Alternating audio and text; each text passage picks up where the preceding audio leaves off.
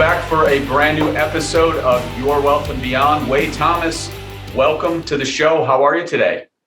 Good. Thanks for having me on, Andrew. It's definitely, we're excited to introduce you to the listeners. I've known you for several years and really excited to dive deep into some of the things you've been doing as a coach in helping businesses and owners and employees reach their full potential.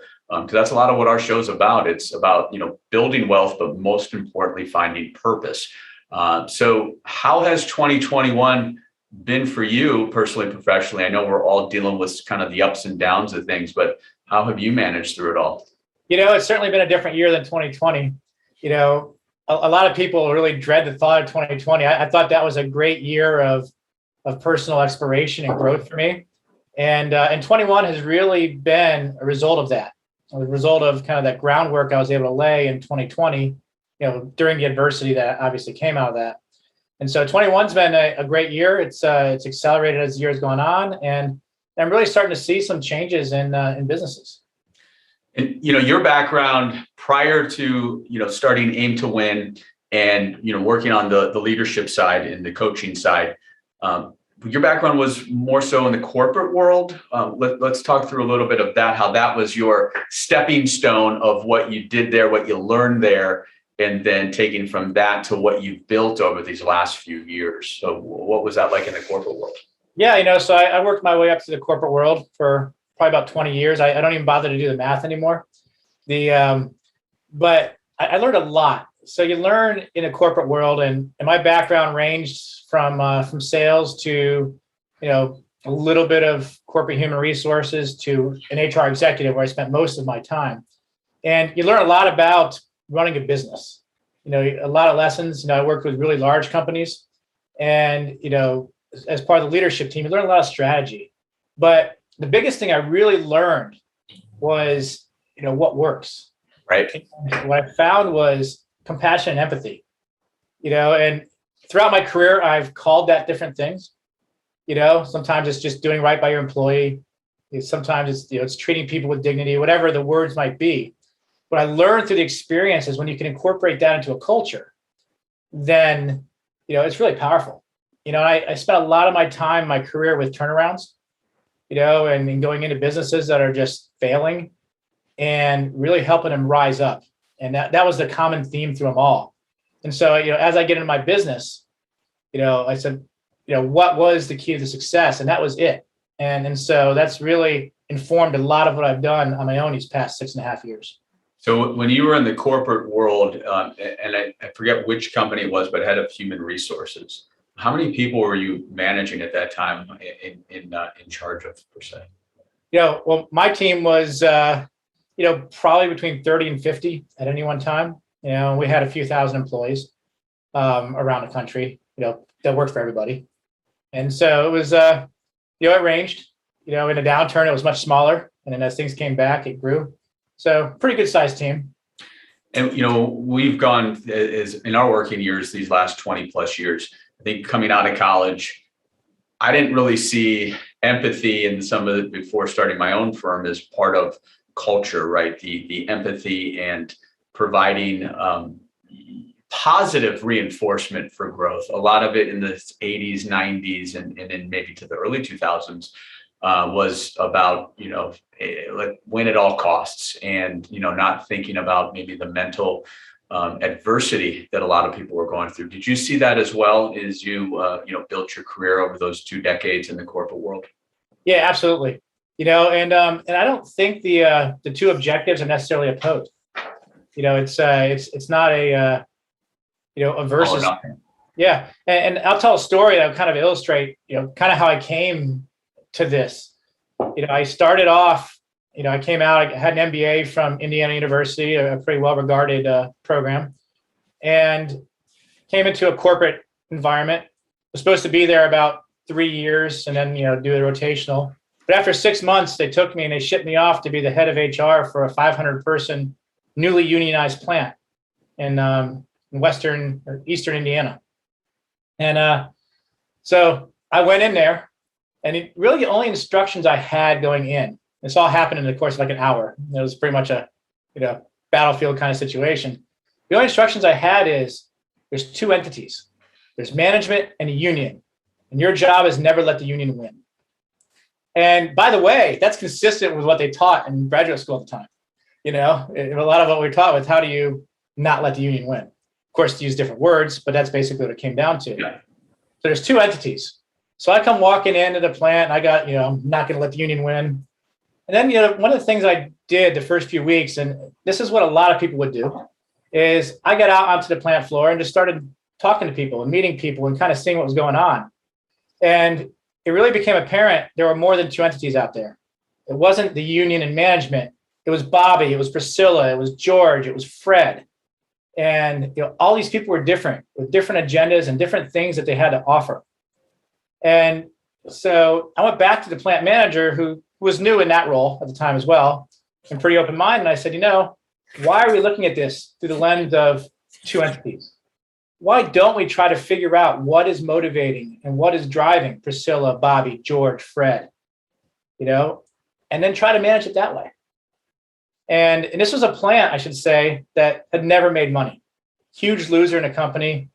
Been unionized about a year and a half before. They had just signed a contract after 18 months of negotiations. Terrible relations. We got that thing turned around in about a year. We turned a profit the next fiscal year, and we're in the fourth quarter of that year. So it's pretty quick. Turned a profit, safety numbers got better, turnover dropped below average. And it was a huge turnaround, and it was really, really attributed to the relationship we had built with the employees. Now, did that mean that we weren't really interested in profit? No, we love profit. All our jobs are dependent on profit. If we weren't profitable, we were all going to be gone. So they weren't really adverse to each other. By really getting that and listening to our people, having the empathy, showing compassion when we needed to, it created profitability. So I learned that the two are not, opposing forces. They can really be put together. And then I repeated that formula many times throughout my career. There's never been a time where the empathy hasn't worked. And just trying to think of this MBA, this college grad, this, in their mind, you're basically being thrust into the union world, into this small town. What was that like? I mean, you didn't know anybody. There was nobody on the corporate side that you knew, and you're just being, as a 25-year-old. Yeah. Boom. What were you like driving out there? What was going through your head? Yeah, it's kind of interesting because, I didn't know anybody. It was about an hour and a half away from where I lived. I lived in Dayton, Ohio at the time, and this was at Richmond, Indiana. And I had a baby face, so we should throw that in there too. Well, you still do all these years later. I try to grow a beard to cover it.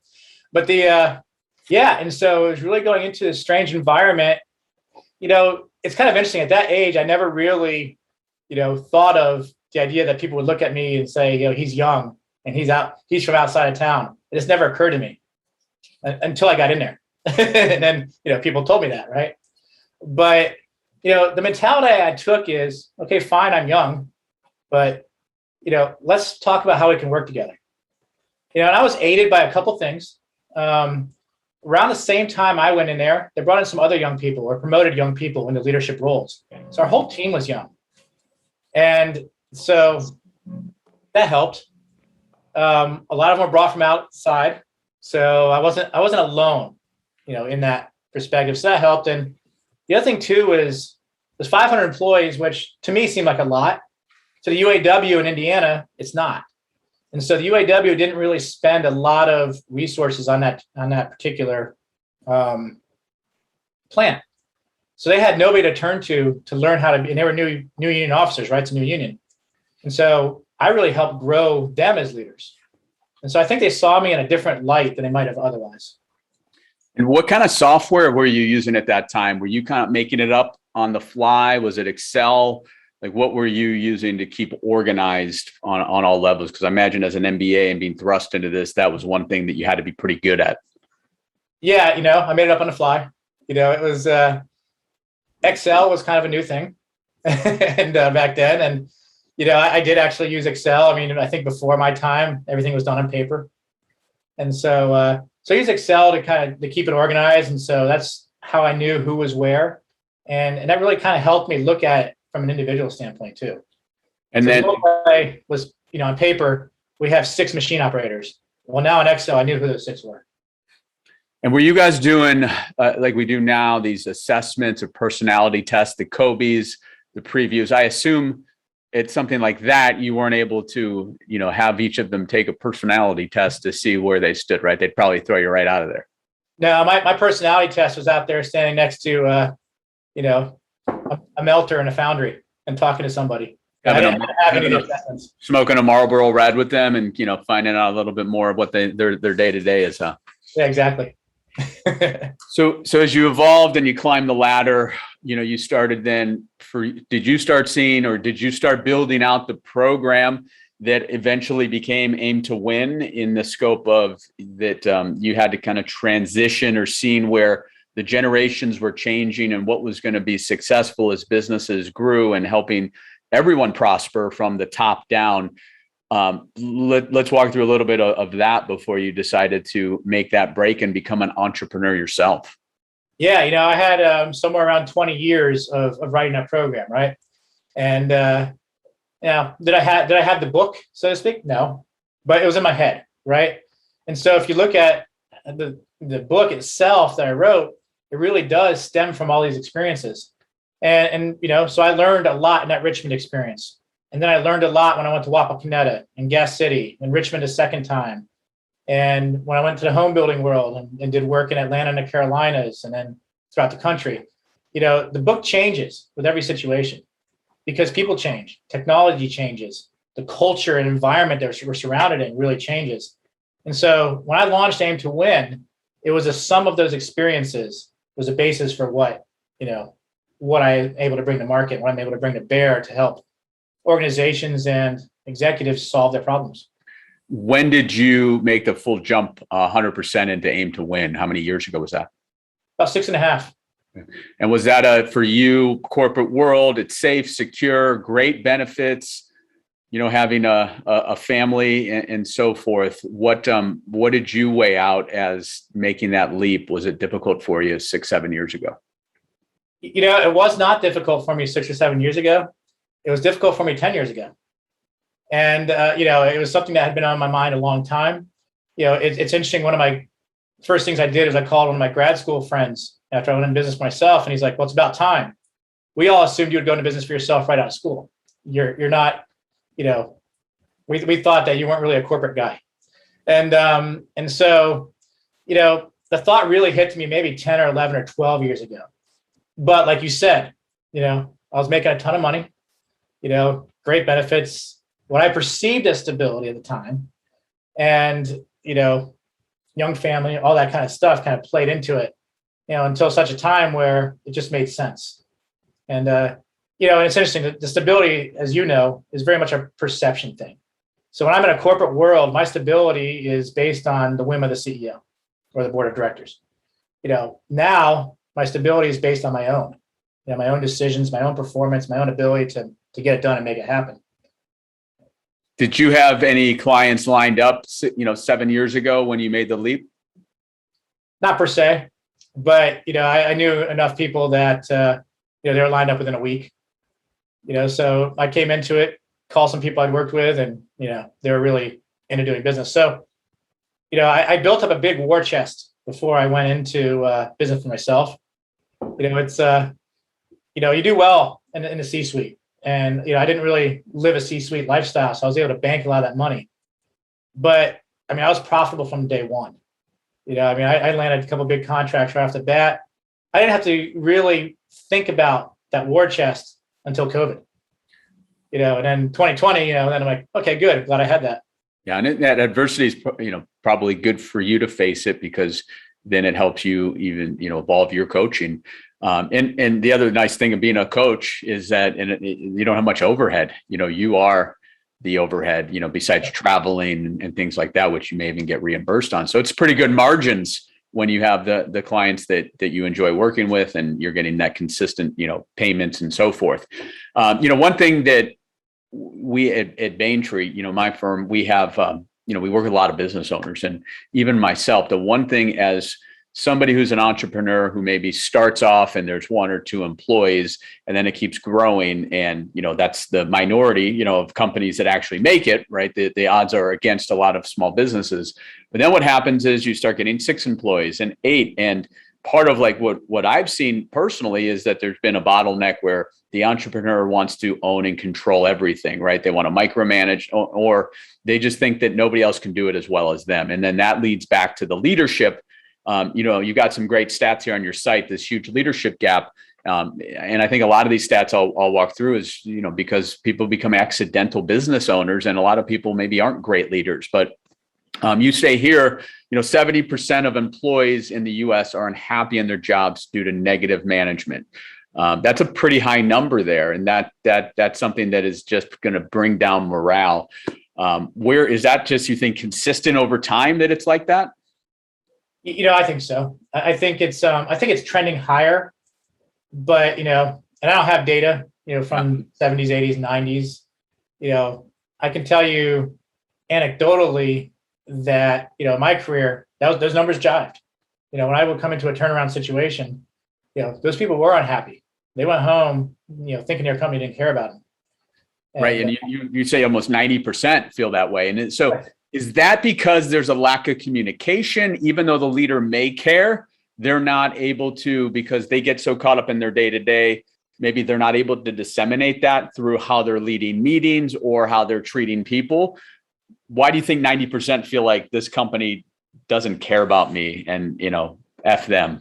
Yeah. So I think there's a couple different things that come into this whole compassion and empathy thing, right? The first one is having the compassion and empathy. And so, part of that is, leaders don't, a lot of leaders do. And there's another group of leaders that have it in them. But like you said, they get caught up in the day to day, or they've been taught their parents were taught, their grandparents were taught that it's a win at all costs kind of mentality. And, you're going to do what I say. It's command and control. So there's that element to it as well. But the second part of it is it's having compassion and empathy, but it's also getting the word out. So, the opportunities to show compassion to somebody, they do come up, but it's not necessarily an everyday thing. So a big part of building that culture is storytelling. When you do have that, you have to get the word out. It's almost like an internal PR situation where, think about the stories we tell in organizations. We're great at telling stories about somebody that's knocked it out of the park with sales, or somebody that they put in 80 hours a week to get this done. We tell a lot of hero stories like that, but we don't necessarily tell the hero stories about the leader that, they stepped outside of the handbook and gave somebody 3 weeks off because their mom had cancer. We don't tell those stories. We're actually a little bit afraid to tell those stories. And so that leads into that 90% number. So it very well could be there, but we're not hearing about it. But certainly we are hearing about the 80-hour weeks. Definitely. And, I think back to some of the companies that I work for, and, a lot of time, unfortunately, very successful businesses are run by almost what I'd call a psychopath, right? That definitely that win at all costs, but there's stuff, as an entrepreneur, they you have to have this certain gene of taking risks, but then there is no empathy. It is, I will do anything I can, and I don't need this. If you're going to screw up, then I'm going to get the next one. And that turnover rate's really high. And at some point, they may be really successful for a period of time, but I would assume at some point it's just got to collide unless they ended up selling to a larger firm, which a lot of them do. But it's like you see this constant trait of, wow, this guy's or gal, right, lunatic. Yeah. Do you see somebody like that? They're probably not even going to call you. They don't know their issue, right? They may be such a narcissist that they just have no idea what they're doing. Do we take them and say, okay, they're not even in this mix, that probably 10% that run businesses like that, and we want to focus on the 90? I don't necessarily give up on those businesses. And I look at compassion and empathy from a whole different perspective. I don't look at it as it's a nice thing to do, right? I look at it because it works. You want to make money over a long period of time, this is the way to do it. And so that's how I try to reach that 10%. Now, are they calling me? No, they're not calling me. But am I running into them? Yes. I have a book out there. I have podcasts out there. I've got videos out there. I get the word out. And, it is interesting. I do speaking engagements as well. And I've actually had that come up and, when I'm doing a speaking engagement, somebody says, well, what if my boss won't hear this? And so I do a lot of work with that next layer down, and talking to that group and coaching them through how do they get their boss there? Because maybe the boss isn't going to give me access, but they can get access from people below them. So I don't believe that we give up on that 10%. Well, do you think, can empathy and compassion, can it be learned? Can it be taught, or is it innate that you have it or you don't? So generally speaking, most of the population has it, unless you are legitimately a sociopath, right? And you have no fear for other people. So most of the population has it. It's a question of how and when to use it. And so that's what you teach. You teach how to actually get it out there. There's a lot of people out there that don't really, I want to be compassionate, or I want to be empathetic. They don't really understand what it means. And so a lot of it's teaching them, what does it really mean? And how does it go into your day-to-day process? So I don't have a class on compassion and empathy. What I do is I bake it into other things. So I bake it into accountability. I bake it into influence. I bake it into time management. I bake it into strategy. All the things that a leader does naturally, I build frameworks for that incorporate the empathy and the compassion into it. Do you work with, so when you're working on the program, and we'll go through it in a little detail here in a second, but are you working just with the leader, or are you trying to incorporate in then, in a sense, or having them create a leadership team and trying to get that hierarchy turned more flat and having it leader and his or her trusted teammates, stakeholders? I generally work with the leadership teams. So the top leader, and then maybe a couple layers deep in your organization. That's really where it starts, and that's a group that, makes it happen in an organization. The person running, running a trim press,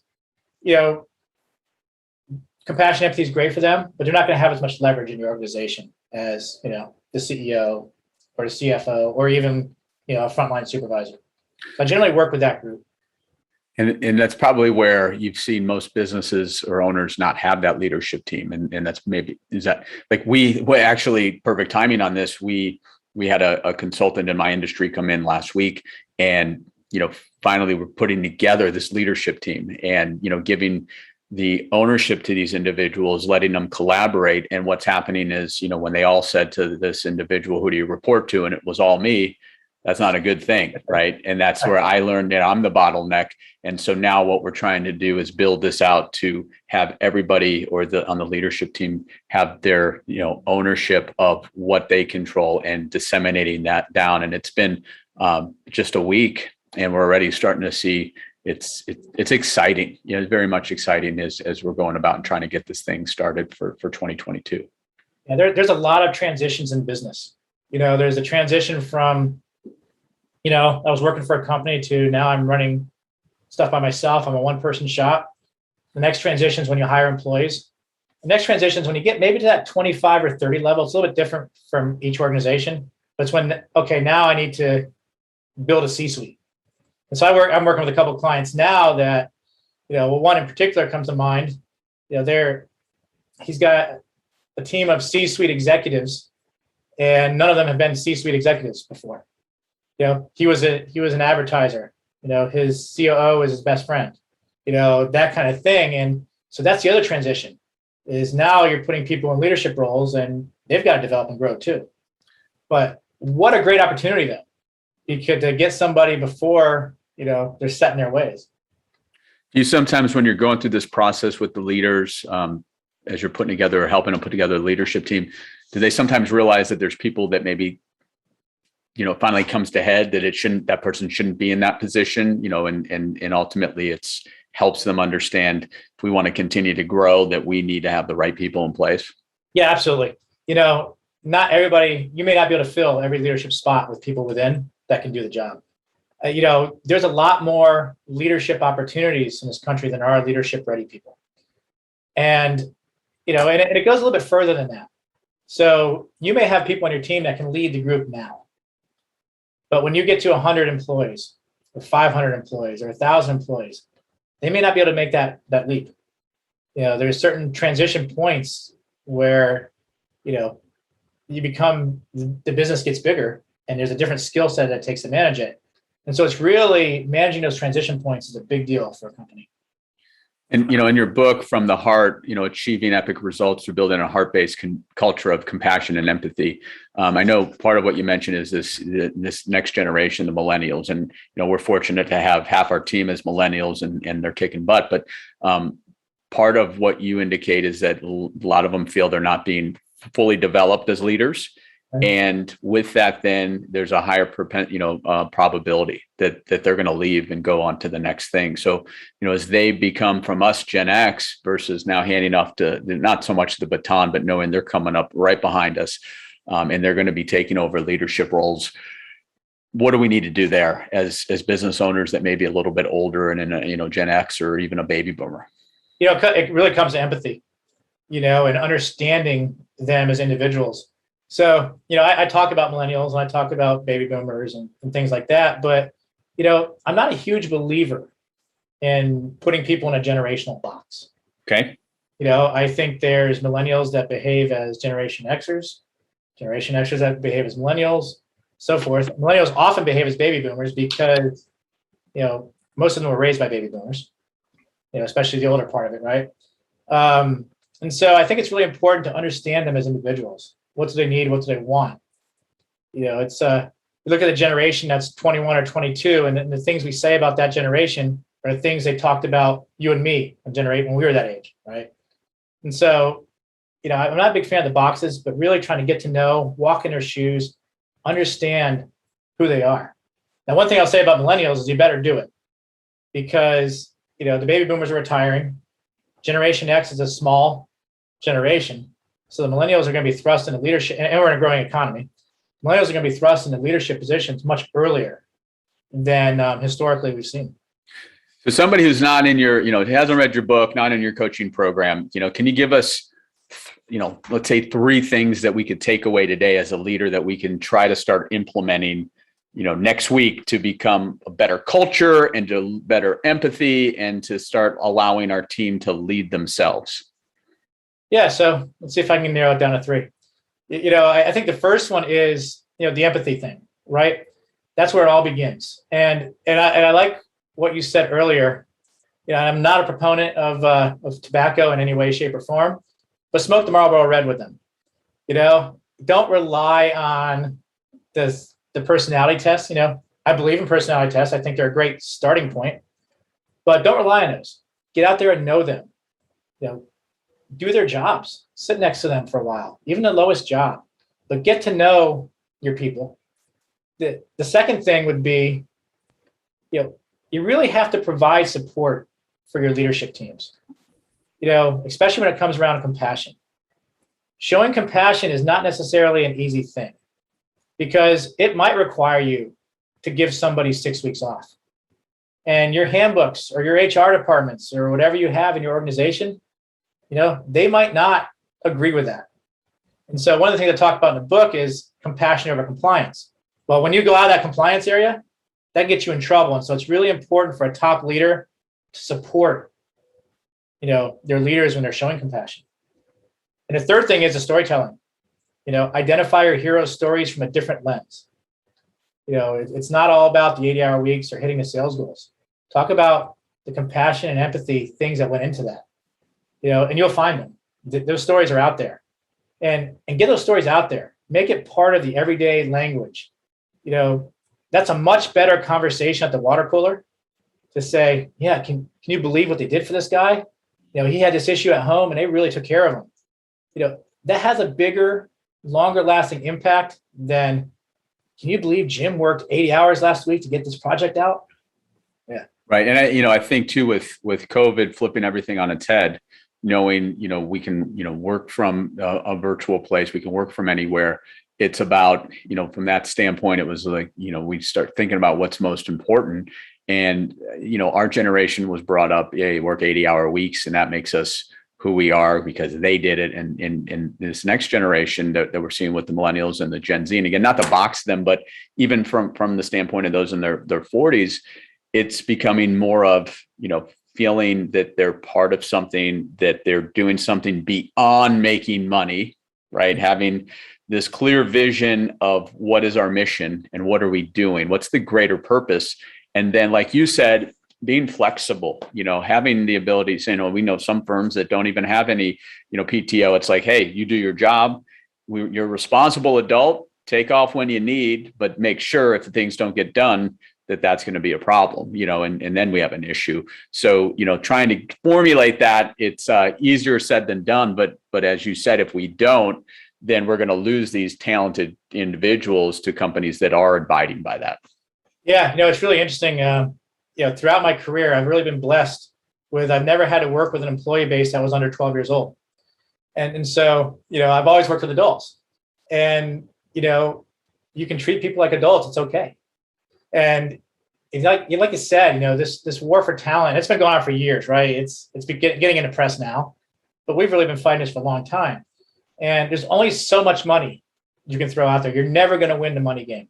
There's always stupid money that's going to come above you. And so you have to get it through something else, like compassion, empathy, like the mission. You need to create some kind of bond with each and every one of your employees that you want to keep. And, if you don't have that bond, if you're just relying on the transaction of compensation, you're gonna lose. I'm sorry. Yeah. Or you're gonna have employees that are just about themselves. It's about what they can get. It's eat what they kill, and then that's not going to be good morale and good. It's not going to be good culture. One thing that's been really helpful for us is when we do, in a sense, team type of events, we try to do a give back to the community at least once a quarter, inviting clients, but more so, when we're, putting together boxes at St. Mary's or Feed My Starving Children, now we've got, 12 of us that are outside of work, outside of the hustle and bustle and the pressures and all the different tasks and things that are coming at us. And we're able to see each other for who we are and learn more about each other. So those things, from our standpoint, have been really successful in building the bond of this team that Baintree has right now. And that's something that when the leadership, when we had that last week, it was everybody across the board. Even though there was issues X, Y, and Z that everybody had, the culture was on point. And so that was something that we still got to get better, but we've consciously worked on it. Yeah, it's really interesting too. That example is great because what else you did is you show compassion. You're showing compassion to the community, and great stories, right? And the group of you goes out there and does it with Feed My Starving Children. But another interesting thing to do is find out what people are doing outside of what you're doing as a group, and tell those stories, right? Because that's reinforcing the idea of compassion. But it's the empathy, right? You're learning what's important and what causes they support. But the more you can know about your people, the better. I know we could probably go on a rabbit hole on this, but like if you were to, a lot of companies, it's inundated with meetings upon meetings upon meetings. As you're working with teams and leaders, like what's an ideal situation for a meeting? Should we have less meetings? And like, what does it look like, than just, I got another meeting and it's like everybody's just rolling their eyes? Gosh, I could talk for hours on meetings. The easy answer is, less meetings, but, that's not really, necessarily the answer. The real answer is to look at each meeting. What value is it bringing? And what value is it bringing to who? And who is adding value? So, we kind of look at it as this binary decision. Should we have a meeting or not? It's more complicated than that. So look at things like, okay, yeah, we do need this meeting. Okay, second question, does it need to be an hour? Or half an hour? So I call it the tyranny of Outlook. Outlook kind of pushes us to schedule meetings in increments of 30 minutes. Well, maybe this meeting only needs to be 15. Maybe it only needs to be 7. But we fill the time that we allotted for it most of the time. It's very rare that we feel comfortable ending a meeting early. So look at the time. Then look at who's involved. Do they really need to be here? So many times I see we invite people just so we don't want them to feel left out. And then they get out of it and they're like, gosh, I hate this meeting. Oh no, another meeting, right? Yeah, but they're not going to tell you. They're not going to tell the leader that this sucks. Right, exactly. So you really have to take a look at who's involved in it. And then ask yourself, is it a meeting or is it an email Is it an I am? Are there other ways to accomplish? Sometimes we have meetings where we just report out. Well, you know what? Probably if there's no problem solving, you probably could have done that in an email. We instituted, again, just last week, we started it is because our Monday morning meeting, it was kind of getting stale, and there's definitely people in there that didn't need to be in there for certain things. We're trying to flip that on its head. But what we've started just late last week is this daily huddle, 8:45, 9:00, the team get together. It's 10 minutes, let's see what's happening today. Let's talk about wins. Let's see, what do we got going on? Any issues that are brought up. So we're not waiting till Monday, right? And it's aligning everybody versus, me coming in and everyone's in their, different areas. And, we all know that, some people may not even know who's coming in, and it's like, oh yeah, it's that person's birthday, or they just retired, or those type of things. So it's been, quickies, 8 minutes, 10 minutes, maybe at some point it'll be shorter, and some days it may be longer. But infancy of that right now, but we can tell that they're digging it, and I am. And that means that those Monday meetings are going to be they're going to be more set where this person needs to be in here, this one doesn't. Yeah. The other interesting thing you said is timely. So that's what happens in meetings too, is, it's a Tuesday or Wednesday. I have an issue. Well, we got the Monday meeting, so I'm just going to wait and bring it up on Monday. Well, you just lost 3 or 4 days. Yeah. And by the way, people's attention spans are short, in case you haven't noticed. So a 1 hour meeting, and there's one client I have that's got a 6.5 hour meeting every Wednesday. Think about the attention span of that one. What is really happening in hour 5, right? So is one of your jobs there to get him or her to reduce that to about an hour? Yeah, that's the ongoing battle, right? And that's one thing I work with. What do you really need about this? And does everybody need to be there the whole time? Or is this really 6 meetings that you're rolling into one, right? And so kind of taking a deeper dive into the meetings makes more sense than saying more or less meetings, right? And, I like what you've done in it. It's something in this environment where we're in. It's about pushing out good information and jumping headfirst just over the last 2 years into the podcast, into the book. So what's been the passion with the podcast, Aim to Win, which all of this will be in the show notes. I know you've had a lot of guests on and you've been cranking them out, but what's the purpose of the podcast, and what type of people are you bringing on, and what can people learn from it? The podcast is really aimed at leaders, no matter where they are, right? So it could be small business, could be corporation, could be nonprofit, could be, the local soccer team, right? But what it is the idea is I want to bring in topics that aren't explored in leadership development, right? And I look at leadership topics from a much broader point of view, right? It's not necessarily how to lead people, but it's also how to lead organizations. So you've been on to talk about financial things. I've had people on to talk about strategic things. Kind of that broader scope of leadership. But I like to bring in different people with different thoughts, and the idea isn't you're not going to implement every podcast episode, but I want you to think. My goal is you come out of that episode and you're thinking about something that you hadn't heard of. And, and a lot of times you might say, well, gosh, that's a lot of crap. And okay, good. But you're thinking about it. You're thinking there's something in your mind there that says, okay, what could I take away? And so I try to find really interesting guests that bring a different perspective. And I'll be honest, a lot of times I go into an interview saying, oh boy, I don't believe any of this stuff.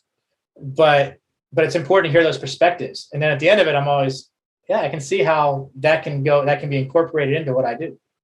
Awesome. And then the book From the Heart that you recently wrote, is that just more of a high level of your core beliefs, your program, some of the areas, and kind of, they don't have to work with you. They can take from the book and, start putting into practice some of the things that you've been passionate about? Yeah, there's really 2 things that go on in the book. One is, I'm helping companies and people realize how powerful this can be. And then the second part's the blueprint. It's how do you do it? What does it look like? And how do you implement it at a very high level? And I can help them with that for sure. But the idea is that the book, you can really take that and make some differences in your company for that, $7 or $11 investment. Yeah. And I know as having co-authored 2 books, it's definitely a labor of love to get the messaging out there. And, it's one you look back, you're like, I can't believe I actually got that done. So congratulations. That's fantastic. So, as we look to close out show today, if you had to choose, this is, you can't just kind of off the cuff here, but like, one leadership book that you would say, this is the book. If somebody wasn't a reader or hadn't read anything on leadership, is there one book that you think would be, the Bible that would help somebody at least get, besides your book, of course, but one book that would be beneficial? I'm going to give you the answer you probably don't want to hear, but I wouldn't give one book. You can't. Yeah, that's not the answer. It's lost. But don't go on. I'm sorry. Yeah. So, I look at a lot of books. And there's something from every book, and there's a blend that will work for you. There's not one book that'll give you the blueprint, not even mine, that's going to give the blueprint that'll work for you. I will tell you, I do like Brene Brown's book. That's a really good one to start with, I think. What's the name of the book? I can't think of the name off the top of my head. Perfect. Well, we'll figure it out in the show notes. So we'll get that in there, listeners. Yeah. But yeah, the important thing though is sample the books and see what resonates with you and what you can incorporate into your model. And then finally, with COVID still hanging over us, what do you think's in store for the business world 2022? What's next year look like? What are you focusing on? I think the biggest issues coming into 2022 are going to be dealing with the labor shortage and material shortage, supply chain issues. And, it's companies that are going to be able to innovate and, solve problems. The idea that companies that succeed are the really great strategists and planners, they have a great business plan, I don't think that's valid anymore, at least not for the next couple of years. It's the companies that can shuck and jive, ride the wave, change and adapt and be nimble quickly is really going to be the key to success in 2022. I think that's right on, especially labor shortage. How do you keep and retain and also bring in the best people? It's going to be all based on what we talked about today, empathy, providing the ability for them to grow and have the bigger mission than just top line revenue and how much net income that we brought in, because that way is out the door. Yeah, and that's the thing. It's not really a labor shortage. There are plenty of people out there for your company. I don't know the numbers off my top of my head, but I think the workforce is around 100 million. I don't know any companies that need more than 100 million people. The real question is how do you... Maybe Amazon. Maybe. But the real question is how do you get your share? Yeah. People are there. The pie is big enough. The challenge companies have is they can't get their piece of the pie. And, listeners, you get it from aiming to win. So, this was awesome. We just, hit on high level some of the areas that you've excelled in and helped other businesses and leaders become better leaders. So we thank you today for coming in and giving us some of your nuggets. All of the items, listeners, that we talked about today will be in the show notes, plus the ability to order the book from the heart, as well as to subscribe to Wade's podcast, Aim to Win. So Wade, appreciate it. You are a good mentor to a lot of people. Keep doing what you're doing. And I know we'll be talking real soon. Thanks for coming by. All right. Thanks for having me. I enjoyed it. All right, listeners, stay tuned for later this month, a brand new episode of Your Wealth and Beyond. Happy planning, everybody.